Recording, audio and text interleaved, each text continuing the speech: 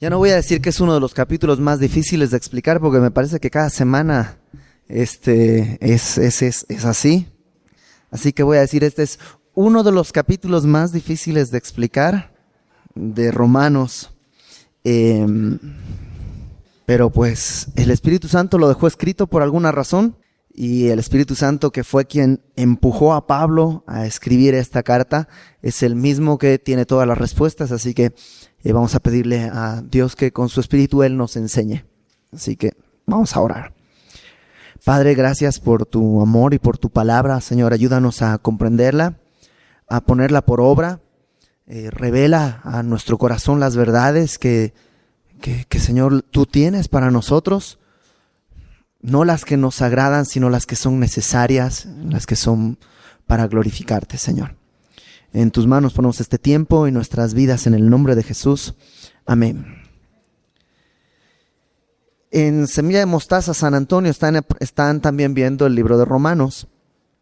Y pues no sé cómo, pero nos hemos emparejado. Ellos empezaron un poco antes y tuvieron un mes de misiones, ¿no? Y nos hemos emparejado ya.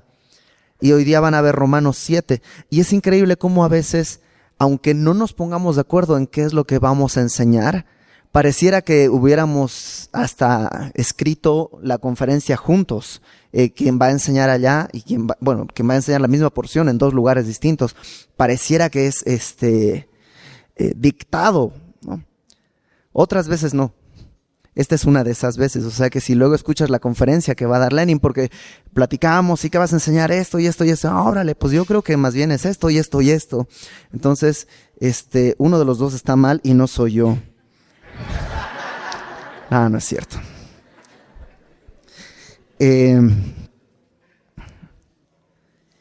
Por eso es uno de los pasajes más difíciles, porque hay secciones de este pasaje que tienen distintas interpretaciones y no se sabe exactamente cuál es la más adecuada. Y pues vamos a ver todas y ya tú dirás si yo te voy a decir cuál es la que yo creo, pero te tocará a ti en casa orar, leer y pedirle a Dios y tomar tu propia decisión en base no a lo que yo digo, sino en base a lo que el texto te va diciendo, y Dios te va a guiar. Y pues dice el capítulo 7. Antes, déjame hacer un pequeño resumen desde el principio, porque ya estamos en el capítulo 7, ya estamos a punto de terminar esta primera etapa del libro de Romanos. Acuérdate que el libro de Romanos tiene dos secciones, del 1 al 11 y del 12 al 16. Del 1 al 11, digamos que tiene una parte A y una parte B. La parte A es del 1 al 8. Y la parte B es 9, 10, 11, que es en algunos sentidos una especie de paréntesis. No es un paréntesis porque no se está saliendo del tema, y lo vamos a ver, sigue en el mismo tema, pero un poco utiliza otro tipo de ejemplos. Es 9, 10 y 11. Vas a ver que es una sección un poco distinta. Y estamos a punto de terminar ya esta parte A. La próxima semana, en el capítulo 8, terminamos la parte A. Y luego vamos a estar 3 semanas, o tal vez un poco más, en los capítulos 9, 10 y 11. Y luego ya nos vamos a encaminar hacia la segunda parte del libro de Romanos. Y lo que hemos visto es, en los primeros capítulos, Pablo se encarga de hablar y de mostrarnos la culpabilidad humana. El hombre es pecador y es culpable, no importa quién sea, no importa de dónde sea, no importa cómo sea. Ese es el resultado, es nuestra naturaleza. Tanto el gentil que no conoce a Dios, aquel que adora a otros dioses, como el capítulo 1 nos lo narra, ¿no? Que habiendo conocido a Dios no le adoraron, sino que cambiaron la gloria de Dios por semejanza de hombres, etcétera, y bestias y reptiles, y cambiaron, en vez de adorar al Creador, adoraron a la creación, etcétera, etcétera. Ese es el gentil. Y hay un tache, una espantosa X sobre el pueblo gentil, porque está reprobado. Y luego empieza a hablar ya no del pueblo gentil, del pueblo judío, y el pueblo judío también tiene una espantosa X en su catafixia, porque ya sea por moralista o por religioso, tampoco alcanza el estándar de Dios. Y llega a un punto en el capítulo 3 en el que Pablo dice, no hay bueno ni aún uno. Todos, absolutamente todos se hicieron inútiles al mismo tiempo. En un instante todos se hicieron inútiles. Después de presentarnos este panorama que es un poco sombrío, ya que todos estamos destituidos de la gloria de Dios, no importa quién seas, no importa tu edad, todos estamos destituidos, Pablo presenta la solución en el capítulo 3 y dice, Jesucristo es la propiciación por nuestros pecados. Y a partir de ahí empieza a hablar de la justificación. Porque Jesucristo no solo es el pago de nuestros pecados, como que pues sacas algo a crédito y lo terminas de pagar y dices, ya no tengo deuda. Sí, pero al día siguiente otra vez vuelves a caminar en deudas. Lo que está diciendo Pablo cuando Jesucristo nos justifica es, no solo nuestra cuenta ha sido pagada, nuestra deuda está saldada, sino que además su justicia nos es atribuida. Y empieza a hablar esto de que Jesucristo fue la propiciación, capítulo 3, pero a partir de ahí empieza a describir cómo es por fe la justificación a la cual nosotros tenemos acceso. No es por obras, sino por fe. Y siempre ha sido así. Abraham pone como ejemplo en el Antiguo Testamento, David, todos fueron justificados por fe, por gracia, por medio de la fe. Y hablando de la justificación, que es el resultado de lo que Dios hace por nosotros, vimos que tenemos paz. Capítulo 5.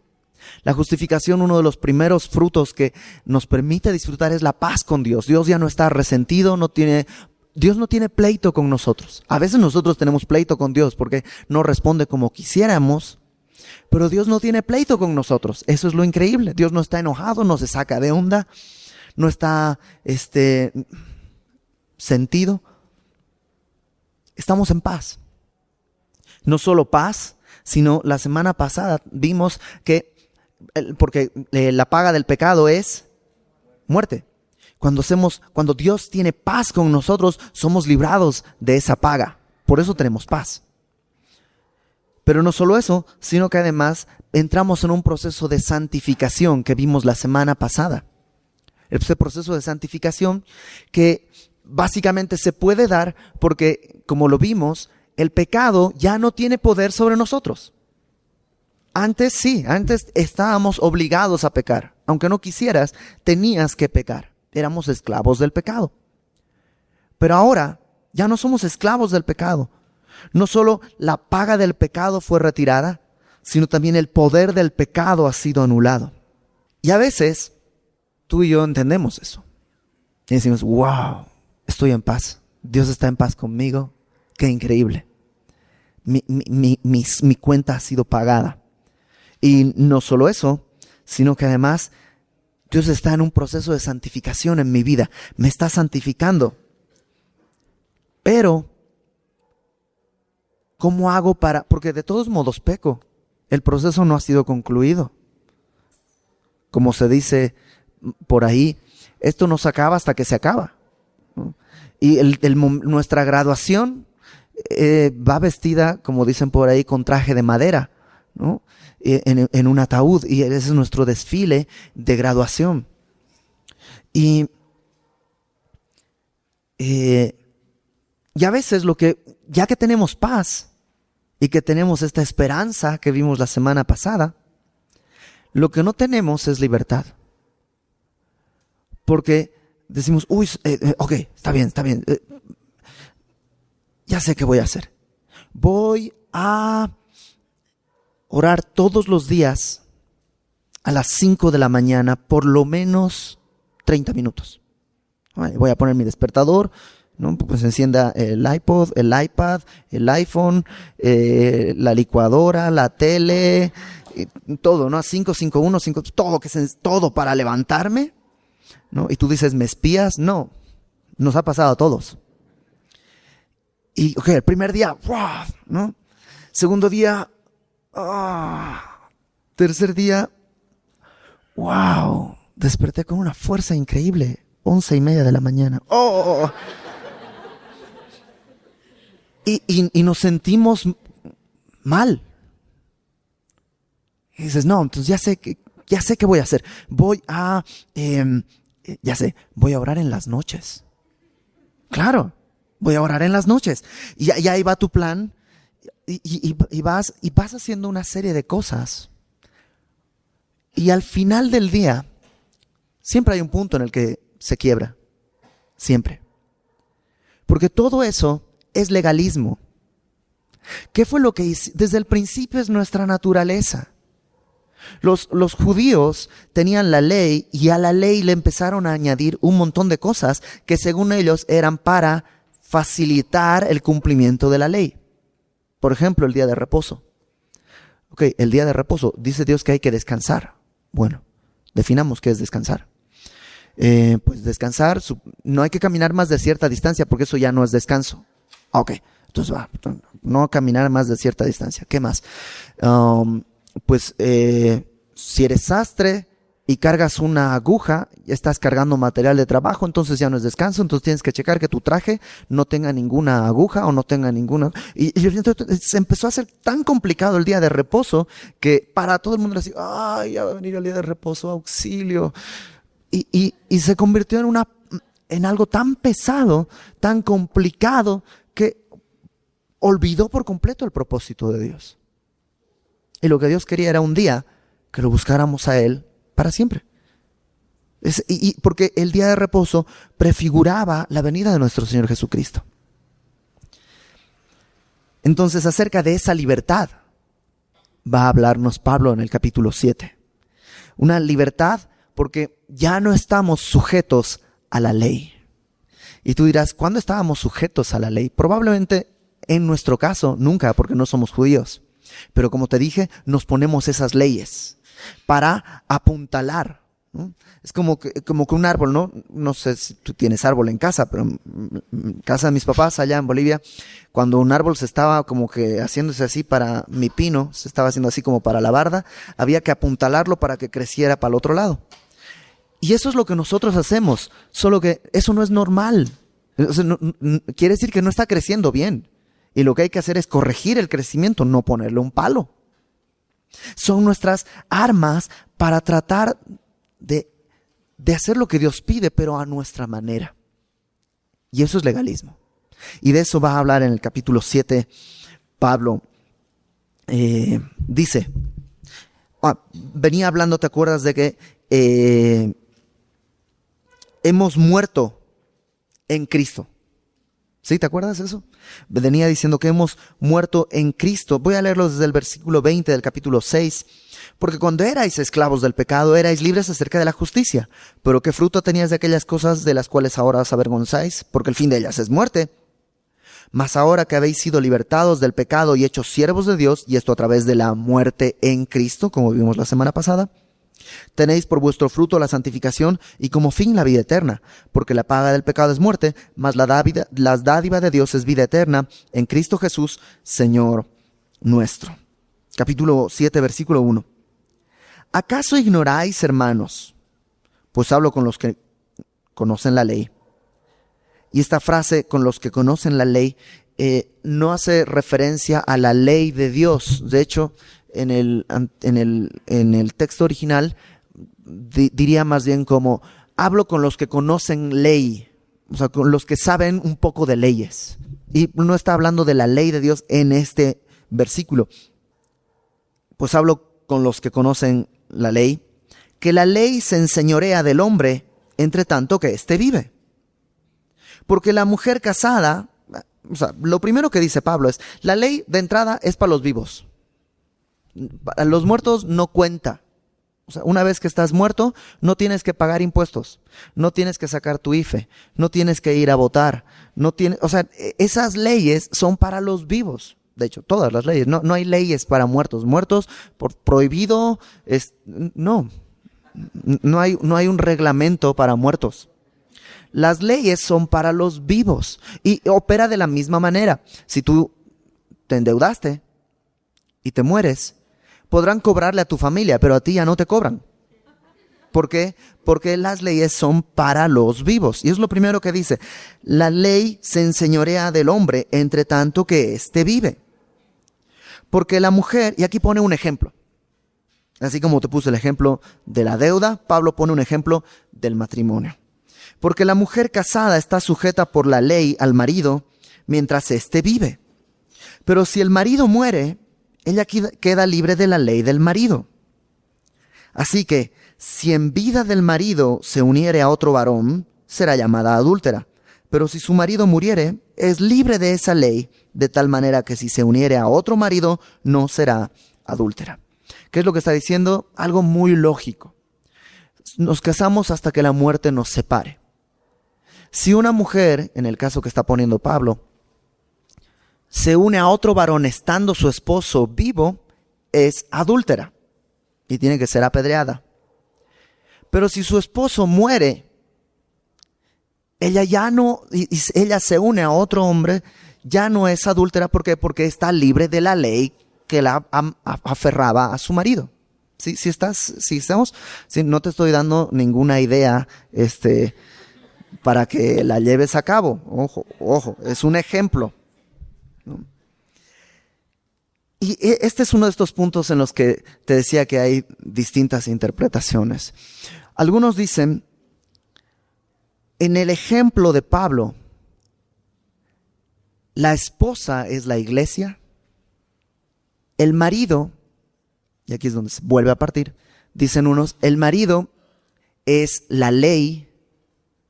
Por tanto, nosotros estamos, como creyentes, sujetos a la ley, pero esa analogía aquí se quiebra porque dice, en tanto está vivo el marido. Y el problema es que la ley no va a morir nunca.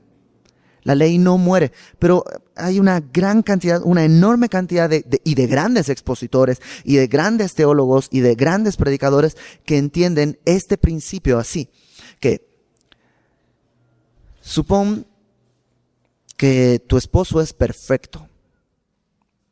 Despierta siempre antes que tú. De modo que cuando tú abres los ojos ya está hecho el quehacer. Ya está el desayuno listo en la mesa. Es más, hasta tendió la cama sin despertarte. ¿No? Entonces, abres los ojos, ¿no? Quitas los pétalos de rosa que puso ahí al lado en tu lugar en la cama, te levantas, desayunas con él desayuna contigo y te dice, voy al trabajo. Entonces sale y se sube a su coche que está impecable, ¿no? Que no está sucio, no tiene nada. Sube al coche, maneja a la velocidad adecuada, no más ni menos de lo que tiene que ir. Si hay un problema de tráfico, espera, cede, es paciente. Llega a su trabajo, cumple con todas sus obligaciones, con toda su agenda, no sale ni un minuto tarde, no entra ni un minuto tarde, llega a casa a la hora adecuada y tú dices, wow, qué gran esposo que tengo. Y el problema es que tú no eres perfecta. Entonces, a medida que van pasando los días o los meses en tu matrimonio, tú ves que tu esposo nunca se despeina y tú tienes que pasar una hora en el espejo. Y él te dice, ok, elegantemente porque es perfecto, deberías estar lista hace 15 minutos. Vamos a llegar tarde.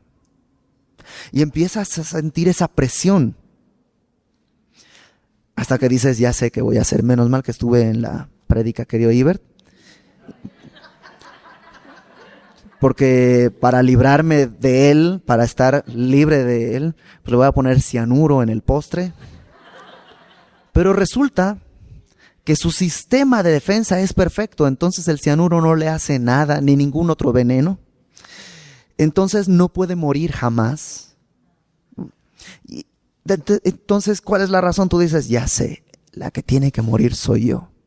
Y entonces, con tu muerte, eres libre de esta carga pesada, de este marido tan perfecto que tenías. Y algunos interpretan este pasaje de esa manera, como te lo acabo de decir.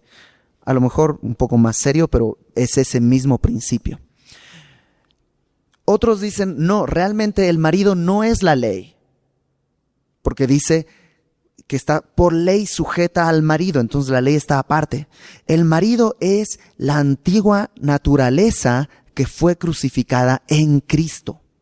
Algunos dicen que el marido, la esposa somos nosotros, y el marido no es la ley, sino nuestra antigua naturaleza. Y estamos sujetos a esa antigua naturaleza hasta que muere esa antigua naturaleza, como lo vimos la semana pasada.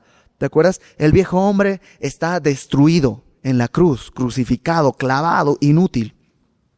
Y entonces yo puedo comenzar a vivir una vida nueva. Y otros dicen, realmente el marido no es la ley, sino es la antigua naturaleza. Digamos, mi naturaleza como hijo de Adán es mi esposa, mi esposo. Y una vez que ha muerto esa naturaleza, ese hijo de Adán, entonces soy libre para unirme a mi verdadera naturaleza, que es como hijo de Dios. Algunos piensan que es esa la analogía. Yo creo, igual y es porque soy mucho más lento, yo creo que no es tan complicado.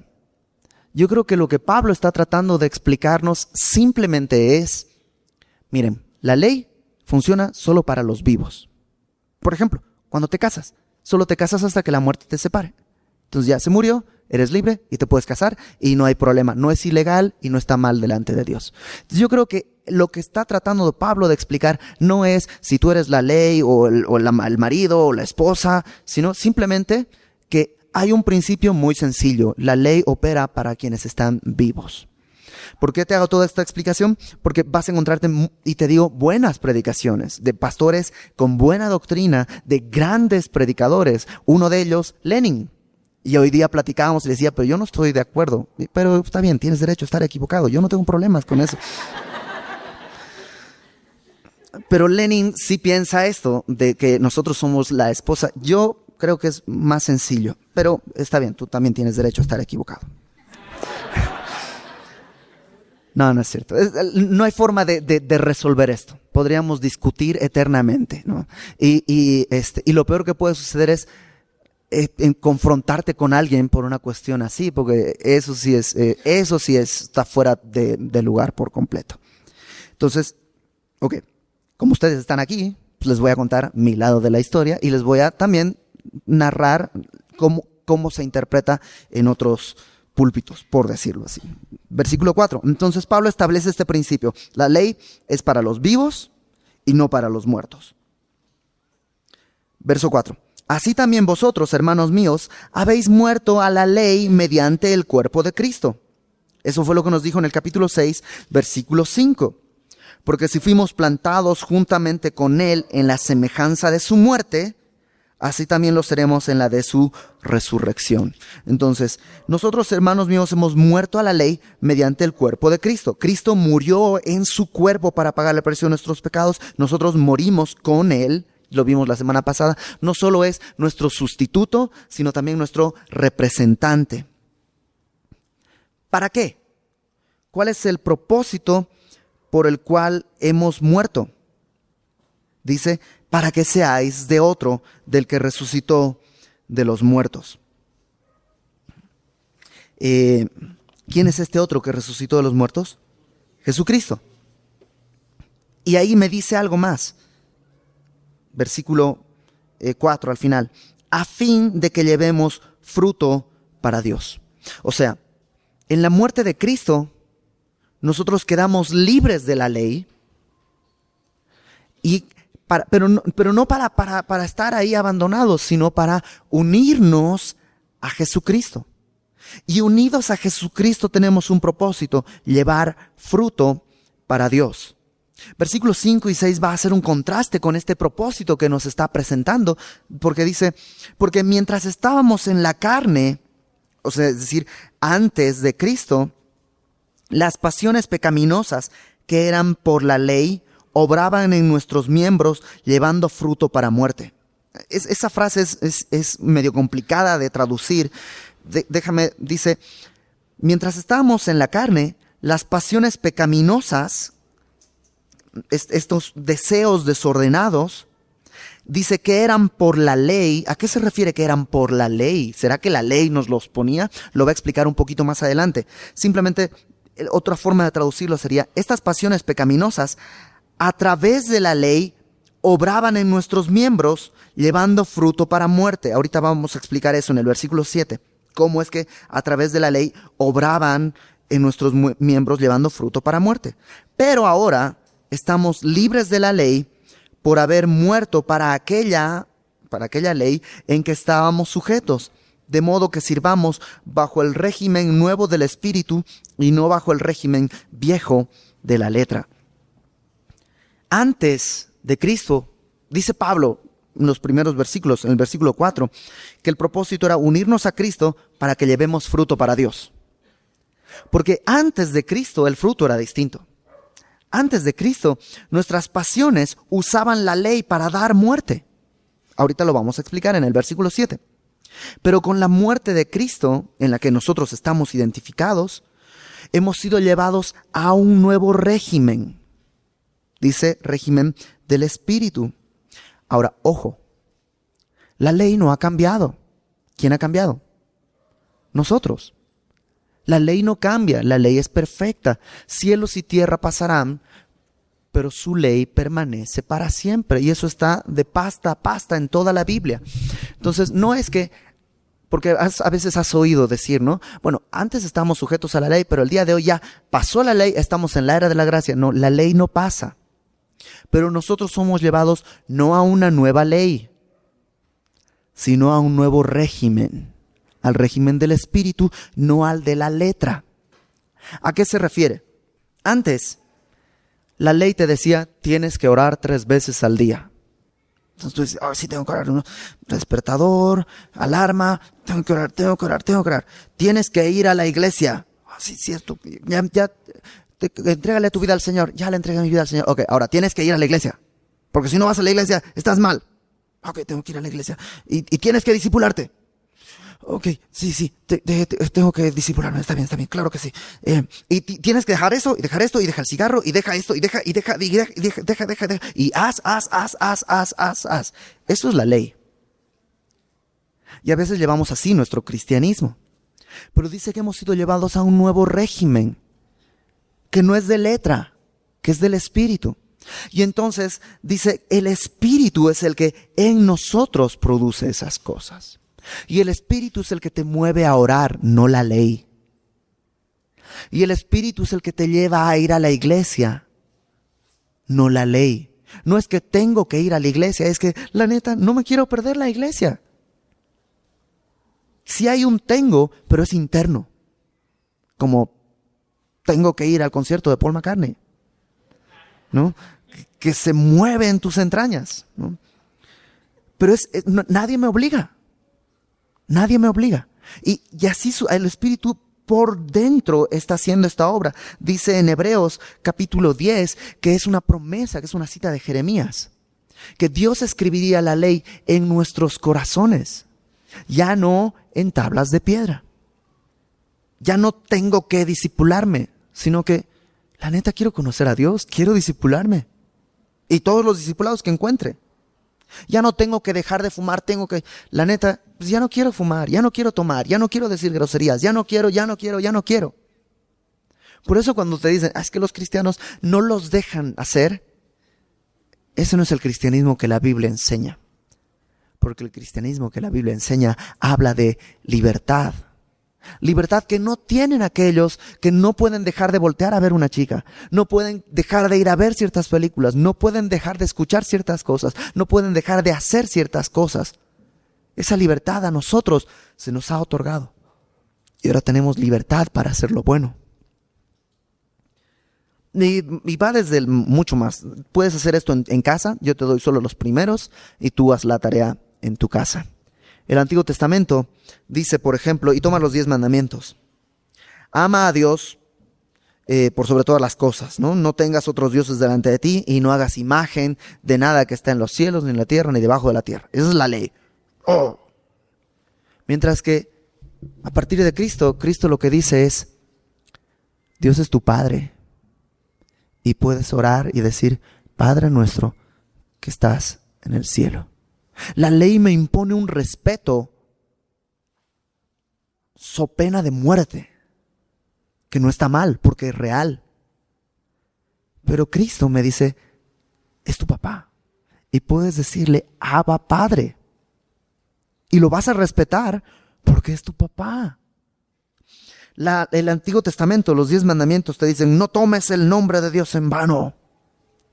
Mientras que en Cristo decimos, santificado sea tu nombre. Y yo lo que quiero hacer es santificar tu nombre. Los 10 mandamientos dicen, santifica el día del Señor, santifica el día de reposo. Y nosotros no decimos, Señor, el sábado lo voy a guardar. Lo que decimos es, venga tu reino todos los días. Venga a nosotros tu reino. Los 10 mandamientos dicen, honrarás a tu padre. Obedece, sujétate a tus papás. Porque de hecho, si no, eras apedreado. Y en el Nuevo Testamento, en Cristo, nosotros lo que decimos es, Señor, yo no quiero que se haga mi voluntad, yo quiero que se haga tu voluntad. ¿Te das cuenta cómo es lo mismo, pero es desde adentro? Es un nuevo régimen, no es una nueva ley. La ley no va a pasar. Entonces, versículo 7. Surge una pregunta. Ya que, como dijimos en el versículo 5, que las pasiones pecaminosas por la ley obraban en nuestros miembros. Verso 7. ¿Qué pues diremos? ¿Qué diremos pues? ¿La ley es pecado? Respuesta, en ninguna manera. Ya lo vimos la semana pasada, que es la forma más enfática de decir es negativo. La pregunta es, ¿la ley es mala? ¿La ley es pecado? Ya que la ley sí, pues la ley te obliga. Entonces, ¿la ley es mala? La respuesta de Pablo y de Dios es no, en ninguna manera. ¿Por qué? Déjame leer versículos 7 y 8. Dice, pero yo no conocía el pecado sino por la ley, porque tampoco conociera la codicia si la ley no dijera no codiciarás. Mas el pecado tomando ocasión, o esa palabra la puedes traducir tomando oportunidad, o tomando un punto de partida. La ley toma el mandamiento como una oportunidad o como punto de partida, produjo en mí toda codicia. El pecado toma el mandamiento como un punto de partida y produce en mí codicia. Porque sin la ley el pecado está muerto. Ok. Pablo dice, si no tuviéramos la ley, el pecado no se revelaría. Yo no conocía el pecado, y Pablo lo habla en primera persona. Y pareciera que está narrando su experiencia, porque te acuerdas, él era fariseo de fariseos, no había quebrantado la ley jamás. Y ahí estaba, ¿no? Yo no vivo en fornicación, no tomo el nombre de Dios en vano, guardo el sábado, hago todo esto. Pero de pronto en los 10 mandamientos, el último mandamiento es no codiciarás. Y es un mandamiento que no tiene que ver con algo externo, sino con algo totalmente interno. Y pareciera que Pablo, en algún punto de su vida, llega a eso y dice, ok, esto no lo puedo evitar. Puedo evitar trabajar en sábado. Puedo evitar faltarle la honra a mis papás. Puedo evitar, puedo no robar, puedo no matar. Todo eso lo puedo evitar. Pero codicia, nomás con que me digas no codicies, ya me acuerdo de algo que no tengo y que quiero, ¿no? Y esa es nuestra naturaleza. Por eso te dicen, no le digas a tu hijo que no se meta frijoles en la nariz.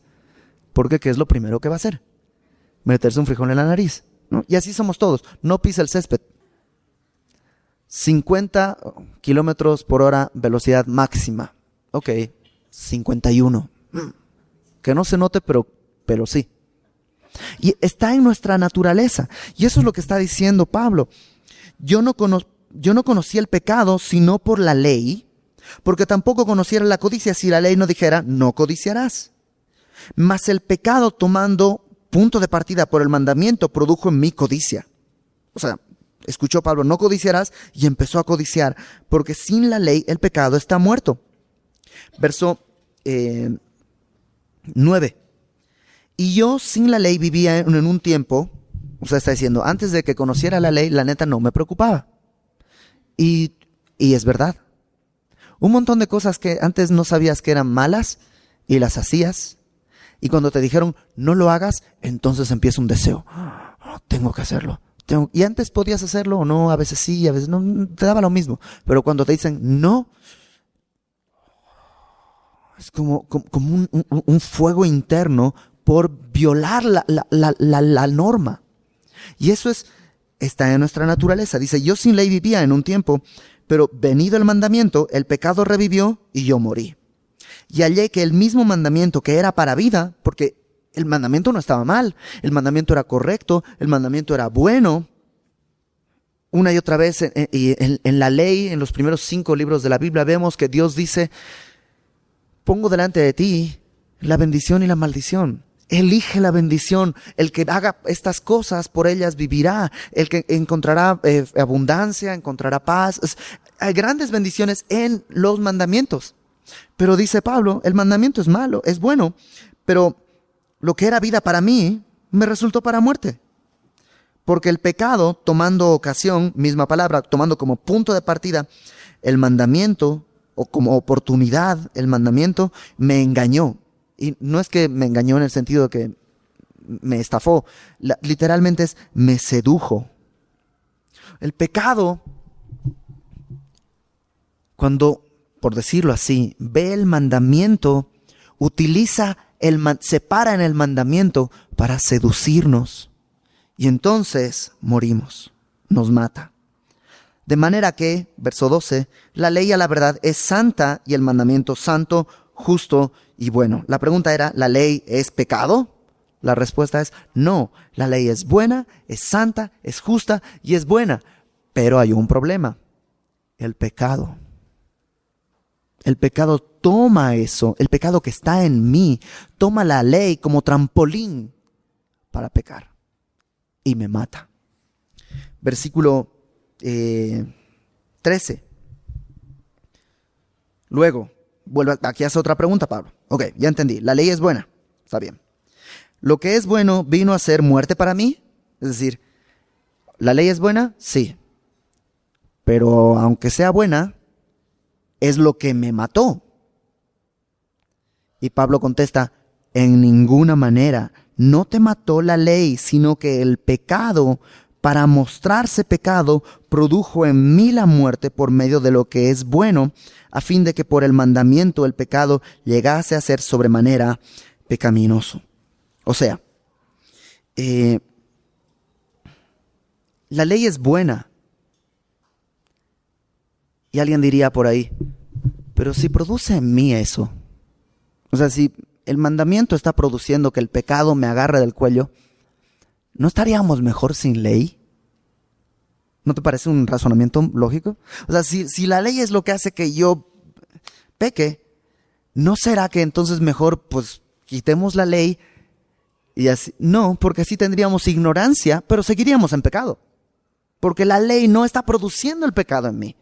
Ya que hablamos de matrimonio y copiándole una frase a Lenin, no eres tú, soy yo. Eso es lo que le podríamos decir a la ley. El problema no es la ley. El problema soy yo. Por el pecado que vive en mí. Fíjate, el pecado, para mostrarse pecado, o sea, para exhibirse, para brillar, el pecado, para poder verse, produjo en mí la muerte por medio de lo que es bueno, a fin de que por el mandamiento el pecado llegase a ser sobremanera pecaminoso. Si no tuviéramos la ley, ninguno de nosotros se daría cuenta qué tan mal está. Dirías, pues realmente, pues sí, son pecaditos, ¿no? O bueno, no es así. Pecado, pecado, pecado, pecado, no. Me equivoco a veces.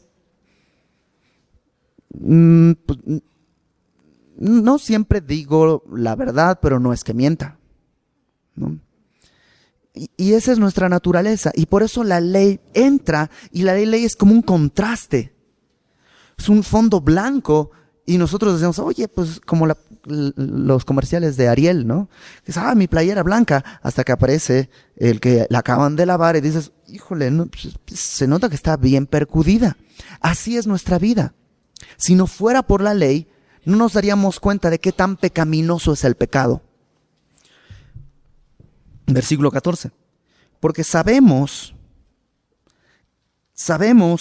que la ley es espiritual, mas yo soy carnal, vendido al pecado. Y aquí está la respuesta. No eres tú, soy yo. La ley no es el problema. La ley es espiritual, la ley es dada por Dios. ¿Cómo podría ser mala? O con mala intención. La ley es buena, es perfecta, es justa, es santa. El problema es que yo soy carnal. Y cuando Pablo está diciendo esto, no está diciendo que está andando en la carne. No es que está en una conducta en la que su carne gobierna. Pero sigue siendo carnal. ¿Nunca has vivido eso? Dices, sí, yo sé. Yo sé. Pero no puedo. No puedo. No puedo más. Y Pablo está diciendo eso. El problema es que yo soy carnal, vendido al pecado. Y esto de vendido al pecado no está diciendo me entregué al pecado, sino que me vendieron. Yo nací así. Nací así. Nací carnal y nací ya vendido. No, el pecado no me tiene que conquistar, ya me tiene. Ya estoy ahí. Así estuve, así nací. Nací vendido al pecado. Ahora, importante, a partir del versículo 14, Pablo va a empezar a hablar en pasado. Y es otro de los puntos en los que en este pasaje hay muchas opiniones. Unos dicen, aquí Pablo no está hablando realmente de sí mismo. Porque vamos a leer esto y tú dirías, ay, Pablo, ¿y ese es el que Dios usó para escribir toda la Biblia? No puede ser. Yo creo que está hablando de alguien más. No está hablando de Pablo, porque va a decir cosas muy fuertes. Entonces, probablemente está hablando, o otros dicen, no, sí es Pablo, antes de Cristo. El Pablo fariseo, antes de conocer a Cristo, está hablando de ese Pablo, como cuando tú te acuerdas de cuando eras impío. Otros dicen, bueno, realmente está hablando de un creyente inmaduro en general. Es decir, es creyente, pero es inmaduro. ¿Qué creo yo? Que está hablando de sí mismo. Porque una de las cosas que vemos en la palabra es que alguien que está más cerca de Dios se ve a sí mismo más y más chafa, ¿no? Lo vemos desde el punto de vista de Job, que la palabra lo presenta como el hombre recto, perfecto sobre la tierra, no hay ninguno como él, y al final dice, estoy muerto, mejor mira, yo me callo, tú habla, hablaba lo que no sabía, lo que no entendía. A medida que va conociendo a Dios, a medida que vamos conociendo a Dios, nosotros nos vamos dando cuenta que somos peores. Entonces, tú toma tu decisión en casa, a ver qué es lo que tú crees. Dice versículo 14, voy a leerlo desde ahí. Sabemos que la ley es espiritual, mas yo soy carnal, vendido al pecado. Porque lo que hago no lo entiendo, pues no hago lo que quiero, sino lo que aborrezco, eso hago. Por eso algunas personas dicen, no puede ser Pablo. ¿Te imaginas a Pablo haciendo lo que no quiere y haciendo lo que aborrece? Y si lo que no quiero, esto hago, apruebo o asiento que la ley es buena. De manera que ya no soy yo quien hace aquello, sino el pecado que mora en mí. Y yo sé que en mí, esto es en mi carne, no mora el bien, porque el querer está en mí, el querer el bien está en mí, pero no el hacerlo. Porque no hago el bien que quiero, sino el mal que no quiero, eso hago. Y si hago lo que no quiero, ya no lo hago yo, sino el pecado que mora en mí. Entonces,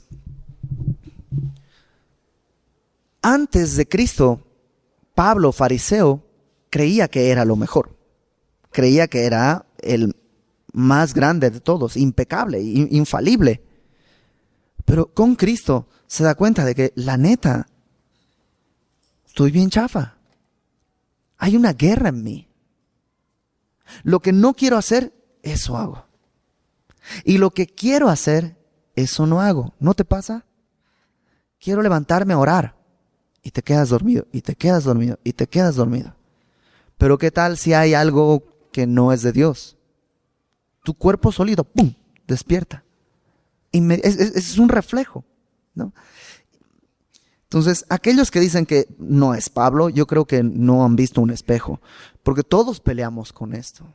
No conozco a nadie que no esté peleando con esta realidad de tener dos naturalezas conviviendo en uno mismo. Antes de Cristo, Pablo pensaba que ofrecía a Dios sacrificio agradable. Después de Cristo se da cuenta que lo mejor que le puede ofrecer son trapos de inmundicia. Y entonces, dice ahí en este pasaje, el asunto es este: no mora en mí el bien.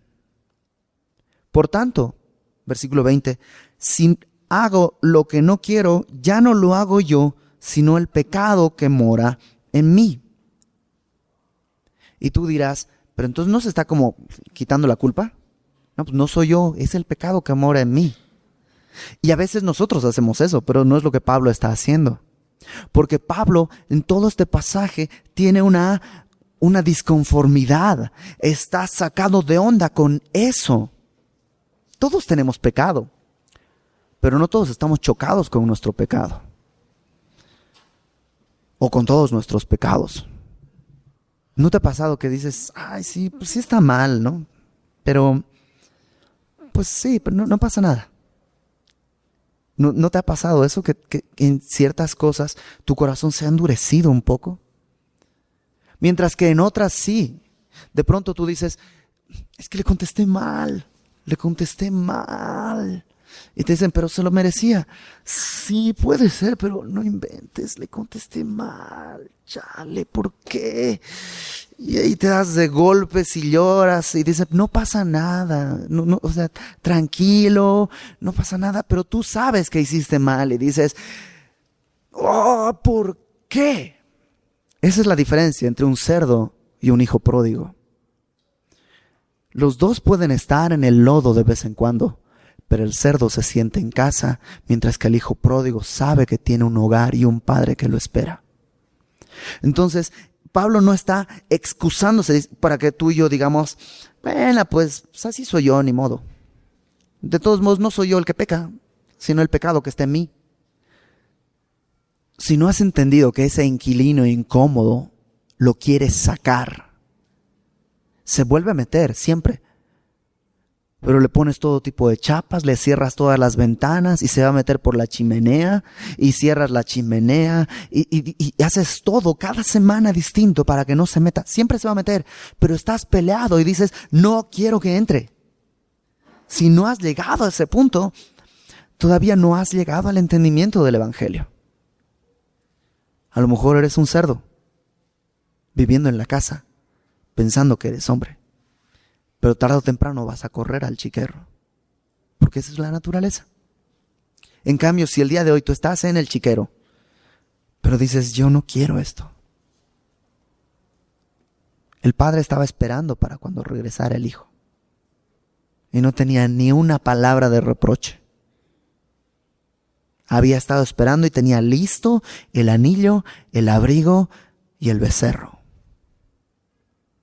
Entonces, si es tu caso, el día de hoy he pecado contra el cielo y contra ti, ya no merezco ser llamado tu hijo, pero recíbeme, aquí vengo, sucio, desnudo, como sea, Dios nos recibe. Verso 21. Así que, queriendo yo hacer el bien, hallo esta ley. Pablo aquí hace una especie de resumen, de conclusión. No dice la ley, no está hablando ahora otra vez, no está hablando de la ley de Dios, los 10 mandamientos o el Pentateuco, sino esto es una norma que hay. El mal está en mí. Hallo esta ley, que el mal está en mí. Porque según el hombre interior, me deleito, me gozo en la ley de Dios, pero veo otra ley en mis miembros, que se rebela contra la ley de mi mente y que me lleva cautivo a la ley del pecado que está en mis miembros. Miserable de mí, Y si tú no has llegado a decir miserable de mí nunca, no has entendido lo que es el pecado y no has entendido lo que es el evangelio. A lo mejor has empezado a verlo, pero todos en algún punto de nuestra vida tenemos que llegar a este momento de decir, Señor, ya no aguanto, ya estoy harto de mí. ¿Qué hago? O sea, ¿me corto la mano? Si eso trajera la solución, me la corto, pero sé que no es la solución. ¿Qué tengo que hacer? Estoy harto. Y la palabra miserable habla de alguien que está extremadamente cansado. Y tú y yo tenemos que llegar a ese punto en algún momento de decir, ya no más. Ya no puedo más conmigo. Ya no me aguanto más. Y me encanta, dice, ¿quién me librará de este cuerpo de muerte? No dice qué, porque tú y yo buscamos qué. No, el libro, 10 pasos para dejar de ser perezoso. 15 pasos para tener éxito en las finanzas. Y así, buscamos qué hacer para orar. ¿Qué hacer para vivir una vida cristiana exitosa? ¿Qué? Y Pablo, guiado por el Espíritu Santo, no dice qué, porque no hay un qué, hay un quién. ¿Quién me librará? Nosotros no vamos a una serie de normas, a una serie de principios que son buenos, pero no son los que nos rescatan. A una serie de leyes, a una serie de disciplinas que son buenas, pero no son las que nos rescatan. Nosotros vamos a una persona que está viva. La única persona que puede quitarnos y librarnos de este cuerpo de muerte. Y Pablo llega a esta conclusión. ¿Te imaginas si no hubiera llegado a este momento? Hubiéramos estado desolados. Hubiéramos llegado a decir, lo que no hago, lo que quiero hacer, no lo hago. Y lo que no quiero hacer, hago. Miserable de mí. Y ahí hubiera acabado. Pero Dios lleva a Pablo a escribir, ¿quién me librará de este cuerpo de muerte? Y lo lleva a responder, gracias doy a Dios por Jesucristo, Señor nuestro. Y ahí está nuestra respuesta. Entonces, si tú estás batallando con un pecado y dices, ok, ya sé, voy a hacer esto y esto para dejar el pecado, está bien. Es bueno tener disciplinas, es bueno tener pasos que hacer, porque si no tienes eso también estás así perdido. Pero si piensas que ahí está tu esperanza, te va a durar una semana. Si tienes suerte. 2 semanas si eres He-Man. Pero si eres una persona normal, no necesitas hacer esto. Necesitas ir a Cristo para que te libre de este cuerpo de muerte. Y ahora Pablo va a hacer una especie de introducción para el capítulo que sigue. Así que yo mismo con la mente sirvo a la ley de Dios, mas con la carne a la ley del pecado. Y está a punto, ¿por qué se regresa? Porque es como que se regresara, ¿no? Ya llegó a la conclusión, a la solución. Cristo es mi solución. Pero pareciera que se regresa. Con mi mente sirvo a Dios, pero con mi carne a la ley del pecado. ¿Y por qué hace eso? Porque nos va a explicar la próxima semana cómo vivir en esta libertad a la que Dios nos está llamando, en la que Dios nos está regalando. Ya sé que soy libre. Ahora, ¿cómo puedo vivir en esa libertad? No te lo pierdas la próxima semana en este mismo canal. Déjame leerte para terminar. Esto es de Lope de Vega, un poeta español de por ahí finales de 1500, principios de 1600. Dice, ¿qué tengo yo? Le está escribiendo a Dios. ¿Qué tengo yo que mi amistad procuras? ¿Qué interés te mueve, Jesús mío? ¿Que a mi puerta cubierto de rocío pasas las noches de invierno a oscuras? ¿O cuánto fueron mis entrañas duras, pues no te abrí? ¡Qué extraño desvarío! Si de mi ingratitud el hielo frío secó las llagas de tus plantas puras. ¿Cuántas veces el ángel me decía, alma, asómate ahora a la ventana, verás con cuánto amor llama? Y cuántas veces, hermosura soberana, mañana le abriremos, respondía, para lo mismo responder mañana. Y esa era nuestra naturaleza, hasta que abrimos la puerta. Y Dios entró Y déjame leerte un soneto más de Lope de Vega. Pastor, que con tus silbos amorosos me despertaste del profundo sueño, tú que hiciste callado de ese leño en que tiendes los brazos poderosos, vuelve los ojos a mi fe, piadosos, pues te confieso por mi amor y mi dueño, y la palabra de seguirte empeño, tus dulces silbos y tus pies hermosos. Oye, pastor, pues por amores mueres, no te espante el rigor de mis pecados, pues tan amigo de rendidos eres. Espera pues y escucha mis cuidados, pero ¿cómo te digo que me esperes si estás para esperar de pies clavados? Y eso es nuestro Señor. Le clavaron los pies para que sepas que no se va a mover. Y ahí está por nosotros. ¿Quién nos librará de este cuerpo de muerte? El que está siempre ahí por nosotros. Nuestro único y suficiente buen pastor, ¿no? Y en Él está la libertad. No te sujetes a las leyes. Sujétate a Cristo. Vamos a orar. Señor, yo te doy gracias por tu misericordia y por tu amor, por la manera en que nos amas, Señor, por cómo has tenido cuidado de nosotros. Y aquí estamos, Señor, inútiles. Lo que no queremos hacer, eso hacemos. Y aquellas cosas que anhelamos, Señor, no las hacemos nunca. Pero gracias, Señor, porque tú eres quien nos libra de este cuerpo de muerte. No tienes que venir, ya viniste por nosotros. Y aquí estás. Señor, queremos morir en ti para morir a la ley y estar contigo. Desposados, Señor, contigo. Cuidados por ti y amados por ti, Señor. Ponemos en tus manos nuestras vidas, Señor. Háblanos esta noche y esta semana conforme a tu voluntad y a tu misericordia para ser transformados, y ayúdanos a depender no de ritos religiosos, sino de ti y solo de ti, Señor. En el nombre de Jesús te lo pedimos. Amén.